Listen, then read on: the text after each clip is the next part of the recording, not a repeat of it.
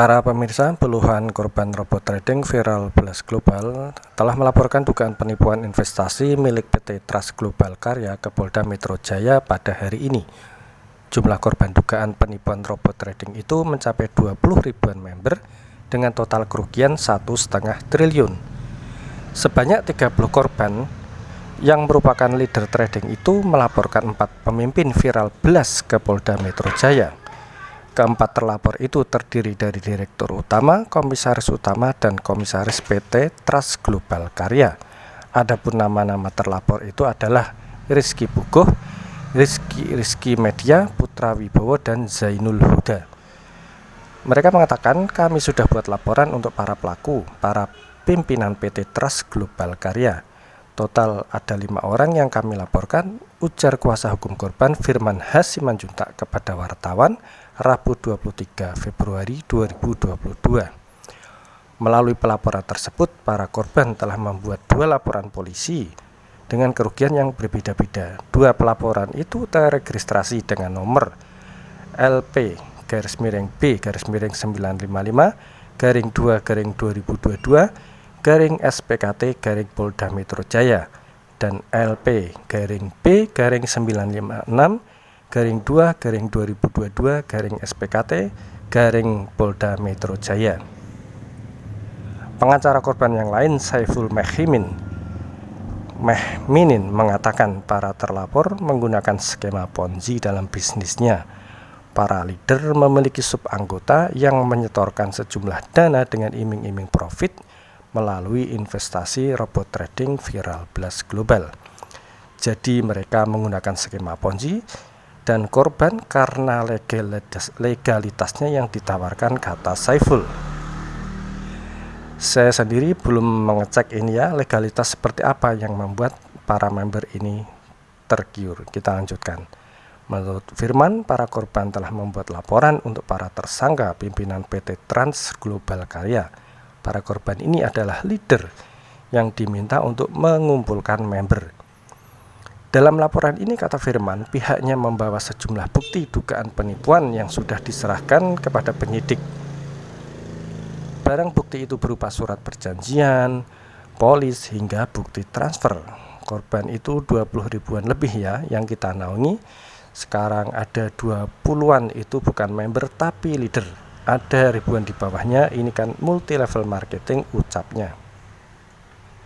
Seorang korban bernama Daniel menceritakan dirinya dan para korban lain tertarik mengikuti investasi robot trading viral Blast Global karena PT Trans Global Karya menonjolkan legalitas perusahaan itu yang telah terdaftar di Kementerian Perdagangan. Dari awal perusahaan menawarkan konsep investasi dengan menonjolkan legalitas dengan proteksi pengembalian modal kalau apabila di dalam melakukan transaksi trading mengalami loss. Jadi ada proteksi selama masa kontrak, ucapnya. Menurutnya banyak member yang menjual harta bendanya untuk investasi tersebut. Kini para korban kehilangan uangnya. Ternyata di tengah kita menjalani usaha ini mereka mengalami konflik dan membuka semuanya bahwa aplikasi ini bukan real trading tetapi fake trading, dan itu semuanya skema Ponzi, ujar Daniel. Para korban trading itu meminta bantuan kepada Presiden Joko Widodo agar mereka bisa mendapatkan uangnya kembali. Intinya mereka mengatakan kita mau berlindung di mana kalau negara sudah mengeluarkan legalitas. Bisnis dengan legalitas tentu masyarakat percaya. Di sini masyarakat perlu pelindungan, kami mohon ada Bapak Muldoko, Bapak Jokowi, kami mohon bagaimana menyelamatkan uang korban investor, kata Daniel. Para pemirsa sekalian, yang sering terjadi di dalam kasus ini adalah legalitas yang dijual oleh perusahaan seperti ini sudah berubah fungsi ya, atau berbelok arah dari yang seharusnya digunakan dalam kepentingannya. Kalau dari Kementerian Perdagangan tentu saja yang terjadi adalah jual beli.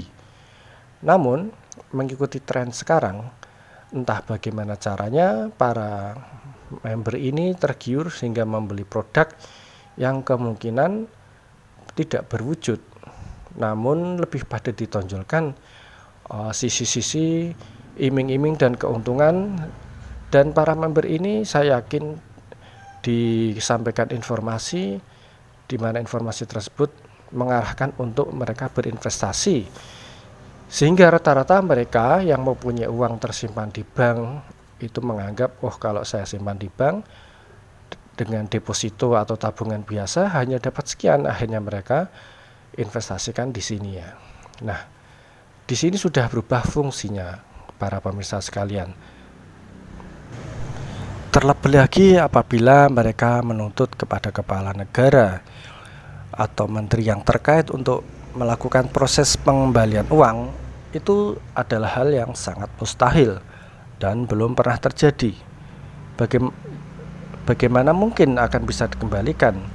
Sedangkan proses-proses seperti ini tentunya perusahaan tersebut juga bergerak menyelewengkan fungsinya sehingga tidak terdetek di tahap awal kecuali sudah ada kerugian sehingga masyarakat bersuara.